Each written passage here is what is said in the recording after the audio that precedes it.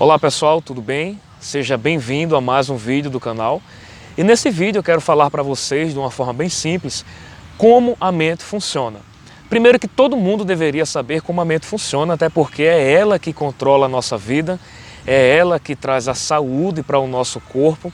Nós dependemos realmente da nossa mente. E o nosso padrão mental ele é construído no nosso dia a dia, nas nossas experiências, em tudo aquilo que nós vivenciamos. Então a primeira parte que eu quero falar é a parte consciente. Nossa mente consciente ela é responsável pelo nosso racional. É chamada também de mente analítica. É na mente consciente que nós analisamos, criticamos e determinamos o que iremos acreditar diante de tudo aquilo que recebemos como informação. Então toda a experiência que você vive existe na sua mente consciente algo que acontece bem rápido, que é uma análise, uma crítica, e em seguida é determinado aquilo que você vai interpretar daquela situação.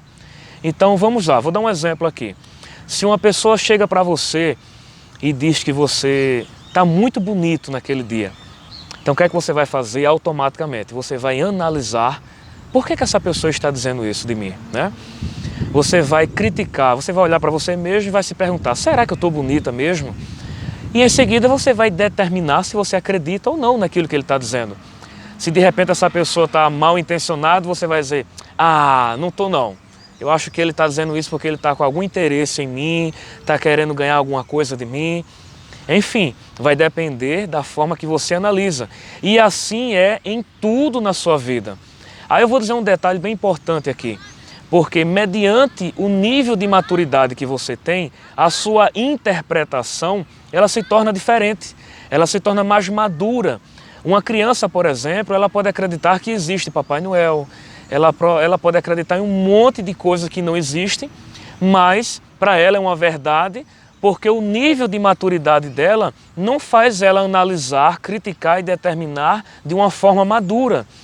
Então, toda a nossa vivência, toda a nossa experiência, ela vem nos impulsionar a ficarmos mais maduros. E é esse o propósito da mente consciente, é tornar você maduro, racional, analítico, para que você não venha a ser enganado facilmente, ou que você não seja enganado de forma alguma. E aí se justifica muitas pessoas viverem sofrendo, acreditando em coisas que não existem. E existe um fenômeno na ciência que prova que a imaginação e a realidade para o cérebro é a mesma coisa. Ele não consegue diferenciar o que é imaginação e realidade. Então a mente consciente ela é responsável pela sua maturidade, pela forma de você interpretar as coisas. Então diante desse conhecimento, acredito que você já está percebendo que pode ter várias áreas da sua vida que você precisa aumentar o seu fator crítico, que é a parte que analisa, critica e determina da sua mente consciente. Agora vamos para a mente subconsciente, que é a parte mais baixa e que existe nela o nosso padrão mental. A sua mente consciente ela tem a memória de longo prazo. Nessa parte é registrado todas as memórias, em especial as memórias que têm emoções, memórias que foram relevantes na sua vida, tanto memórias bacanas, de alegria, como memórias de tristezas, memórias de dores, tudo isso fica registrado e o propósito desse registro é justamente fazer você ter acesso quando você quiser. Então, a gente percebe no nosso dia a dia também que lembramos mais de coisas ruins do que de coisas boas. E existe um porquê para isso daí. O porquê disso é que o nosso cérebro, ele acredita que está nos protegendo, fazendo a gente lembrar dessas coisas ruins para que não venha acontecer mais. Então muitas pessoas chegam para mim, Rafael, por que eu só lembro mais de coisa ruim do que de coisa boa? E eu explico, digo, olha, existe um propósito. Esse propósito é fazer você ficar mais prudente acerca desses acontecimentos para que você não venha se sentir mal novamente. O pior é que as pessoas, por não ter esse conhecimento, acabam vivenciando a mesma memória várias vezes interiormente. Ela fecha os olhos e começa a lembrar daquilo e começa a chorar, começa a se sentir ansiosa. E o propósito do seu cérebro fazer você lembrar não é você se sentir mal. Pelo contrário, é estar mostrando para você que você precisa colocar aquilo para fora para que ele não venha mais tentar lhe proteger dessa forma. Então esse é o propósito das memórias de longo prazo. A nossa mente subconsciente também, ela é responsável pelos sentimentos.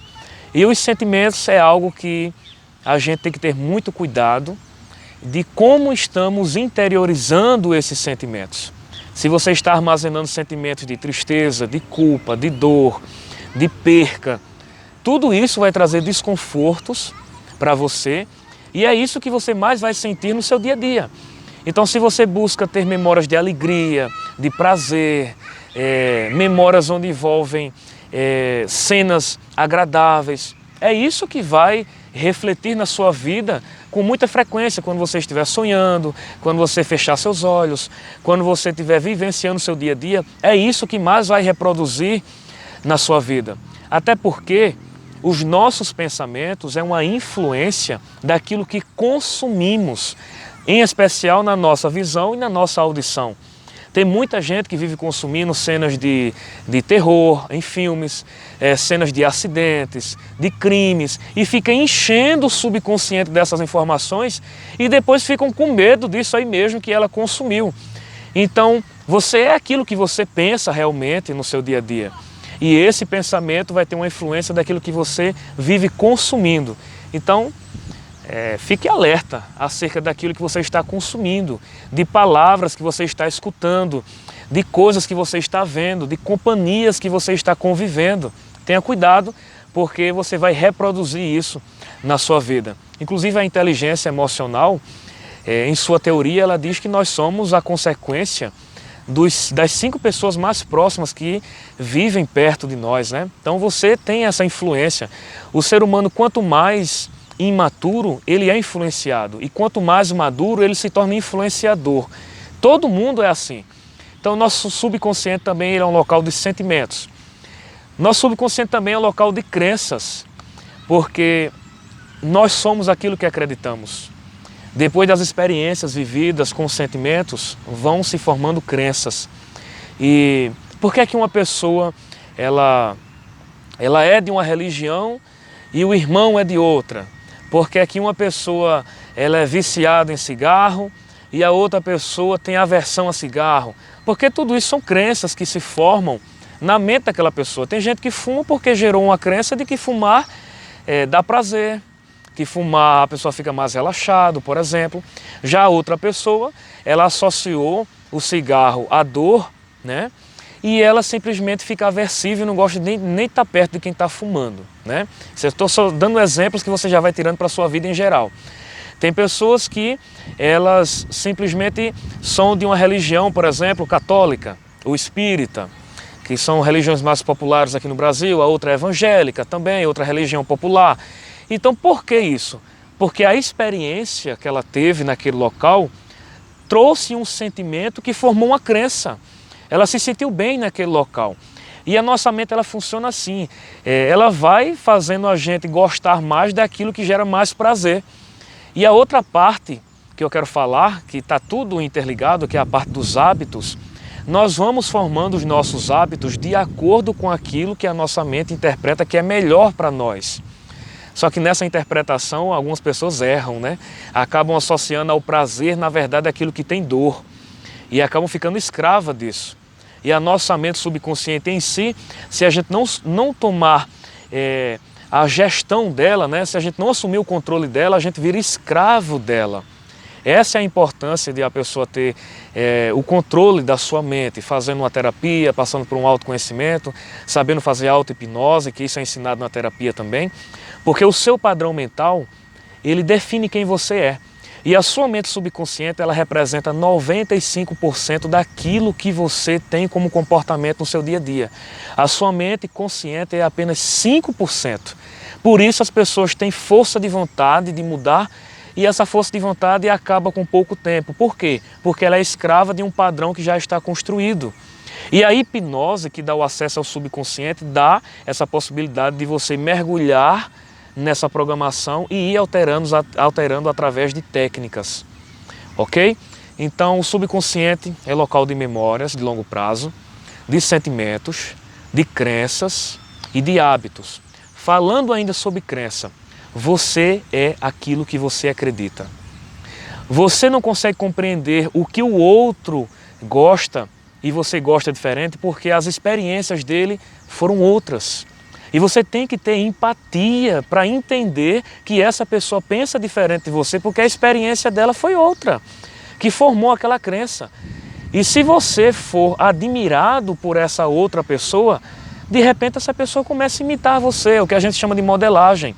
Quando a gente admira alguém, a gente começa a imitar essa pessoa automaticamente. É só você ver um jovem que admira um cantor, um artista, ele começa a imitar as roupas, a forma de falar, a forma de andar, o gosto musical. Ele vai alterando tudo, por quê? Porque ele simpatiza com aquela pessoa e se identifica, admira e acaba naturalmente fazendo a modelagem, que é imitar um comportamento de alguém.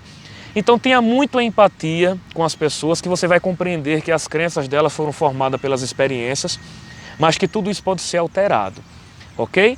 A nossa mente consciente e a nossa mente subconsciente, quando elas estão em harmonia, você consegue ter equilíbrio na alma, saúde no seu corpo e paz no seu espírito. Tenha um autoconhecimento.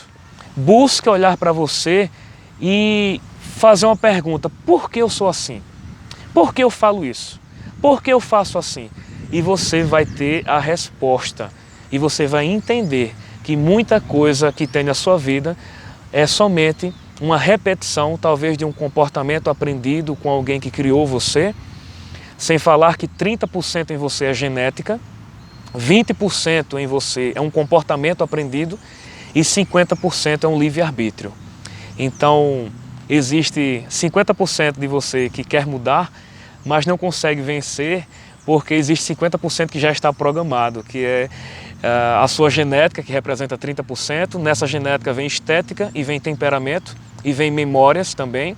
Nós chamamos de memória genética, que são memórias de pessoas da sua família, de ancestrais, que você herda também na sua genética. E você tem 20% de um comportamento aprendido e 50% de um livre-arbítrio. E a hipnoterapia vai trabalhar o seu desejo de mudar, que é os 50%, mais os 50% que já está programado, que está no subconsciente, esses registros, ok?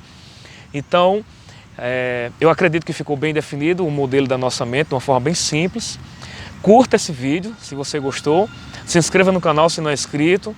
Ative as notificações para não perder nenhum vídeo. Compartilhe com aquela pessoa que também precisa aprender sobre o modelo da mente e entender que ela só é aquilo porque foi programada para aquilo dali. E a hipnose mais forte quem faz é os pais, ou aqueles que criaram, porque foram as primeiras informações que chegaram para ela.